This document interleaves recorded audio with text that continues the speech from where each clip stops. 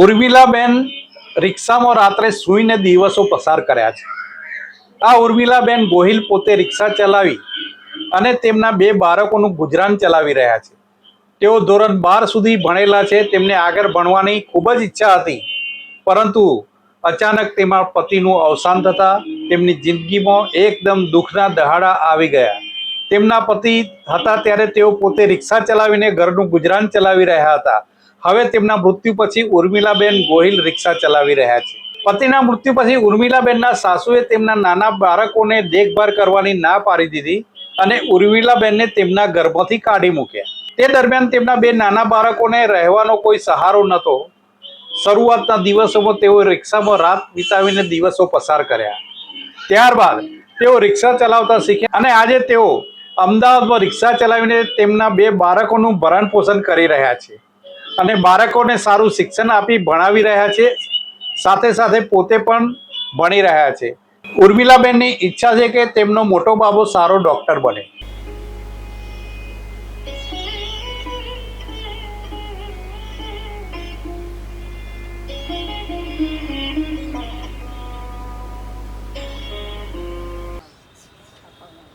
મારું નામ ઉર્મિલા ગોહિલ છે અને હું અમદાવાદમાં રિક્ષા ચલાવું છું અને હું 12 પાસ કરી, ગ્રેજ્યુએશન હતું મારું બાકી છે અને 2 બાળકો છે।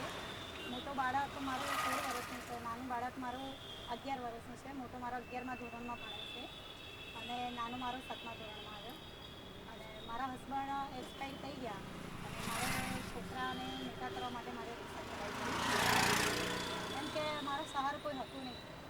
સાસુ અને બધા જ્યારે મારા હસબન્ડ હતા ત્યારે એમ કહેતા હતા કે હું તમારી જોડે છું, તમારી જોડે છું, પણ જ્યારે એવા એક્સપાયર થયા ત્યારે મારા સહારા માટે કોઈ નહીં અને મારા હસબન્ડે રિક્ષા લીધી હતી એટલે મારા હસબન્ડ કેસી ડિઝાઇનર હતા અને એ કાપડ માટે એમને રિક્ષા લીધી તો 2 અઠવાડિયા થયા અને એક્સપાયર થઈ ગયા અને સહારો કોઈ મળ્યો નહીં। એટલે મેં મારી છોકરાઓ નાના હતા ત્યારે અને છોકરાઓને મોટા કરવા માટે મેં રિક્ષા લીધી, કારણ કે સાસુએ મારા બાળકોને સાચવવાની મને ચોખ્ખી ના પાડી દીધી કે તારા બાળકો મારાથી નહીં શીખે। મને કોઈ ઘરમાં ભાગ ના આપ્યો અને ના મિલકતમાં કોઈ ભાગ મળ્યો। પછી મને ઘરમાંથી એ લોકોએ કાઢી મૂકી હતી કે તારા બાપના ઘરેથી કાંઈ લઈ નહીં આવી તો તું મને ભાગ માંગે, તો મારા એમના ઘરમાંથી કાઢી દીધી અને પછી હું મારા છોકરાઓને લઈને રિક્ષામાં રાખી દીધી। પછી ધીમે ધીમે કમાવતા શીખી, રોડ ઉપર રહી અને હું 2 રૂપિયા કમાઈને આગળ વધી અને ધીમે ધીમે હું મારા પગભર બની ગઈ। આજે હું ગાંધીનગર રહું છું, મારે 2 બાળકોને હું ભણાવું છું અને હું રિક્ષા ચલાવું છું અને હું પોતે બી ભણું છું।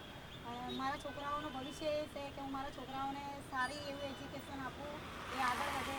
મારી તો ઈચ્છા છે કે મારો મોટો બાબો ડૉક્ટર બને, હું એની માટે જ મહેનત કરું છું।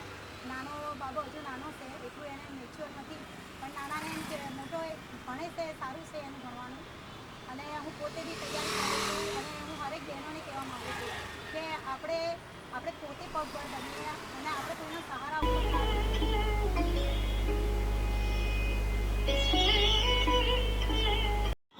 મારું નામ પલ્લવી સિંહ શાહ છે। અમે ઉર્મિલાની રિક્ષામાં રોજ અમને મંદિરે દર્શન કરવા લઈ જાય છે અને બહુ જ ભાવિક છે અને એના મહેનતથી એ આગળ આવવા માંગે છે એટલે અમે એને બહુ સપોર્ટ કરીએ છીએ અને અમારા સપોર્ટથી આગળ આવે એવું અમે ઈચ્છીએ છીએ।